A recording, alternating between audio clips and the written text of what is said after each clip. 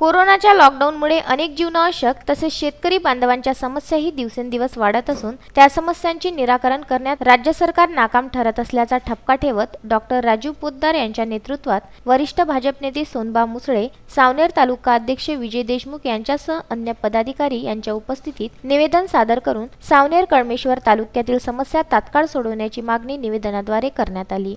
सरकारी माल काँग्रेसचे लोक वाटून राहिले, जणू काही काँग्रेसनेच ते आणून दिलं आहे अशा आविर्भावात ते वाटण्यात आलं। आमचं म्हणणं एवढं आहे की गरीब माणसाला मदत करून राहिले, सरकार मदत करून राहिली, तर याच्यात जरा काळजी घेतली पाहिजे। कोणी जिल्हा परिषद सदस्य येऊन राहिला तो वाटून राहिला, कोणी त्यांचा नगरसेवक येऊन राहिला तो वाटून राहिला, नगराध्यक्षांना सुद्धा विचारलं राशन कार्ड वगैरे जसं काँग्रेस राशन कार्डच वाटून राहील अशा पद्धतीने राशन कार्डाचं नावच चेंज केलं पाहिजे, याची काळजी घेतली गेली पाहिजे। पुढच्या काळात या संदर्भात आम्ही आंदोलनाच्या पवित्र्यात येणार आहोत, पण आम्ही आता थांबलो आहे की नाही, सध्या लॉकडाऊन आहे कशाला।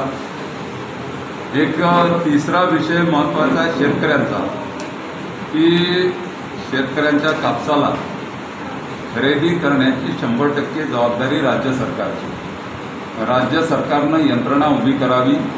माल खरेदी केल्यानंतर पैशाची अडचण असेल तर केंद्र सरकार पैसे। या निवेदनातून कापूस, तूर, हरभरा इत्यादी शेतमालाची खरेदी शासनाद्वारे अत्यंत संथ गतीने सुरू आहे, परंतु ज्या प्रमाणात हजारो शेतकऱ्यांचा माल खरेदी करणे शेष असल्यामुळे ही यंत्रणा कमकुवत पडत आहे व पुढे पेरणीची वेळ जवळ येत असून शेतकऱ्यांना त्यांच्याजवळ असलेला शेतमाल विकल्याशिवाय पैसा उपलब्ध होणार नाही। त्याकरिता खरेदी केंद्र वाढवून समस्येचे निराकरण करावे असे निवेदनात नमूद करण्यात आले आहे। या प्रसंगी वरिष्ठ भाजप नेते रामराव मोवाडे, भाजप शहर अध्यक्ष मंदार मंगळे, तालुका भाजप ओबीसी अध्यक्ष सोनू नवधिंगे यांच्यासह आदी मंडळी प्रामुख्याने उपस्थित होती।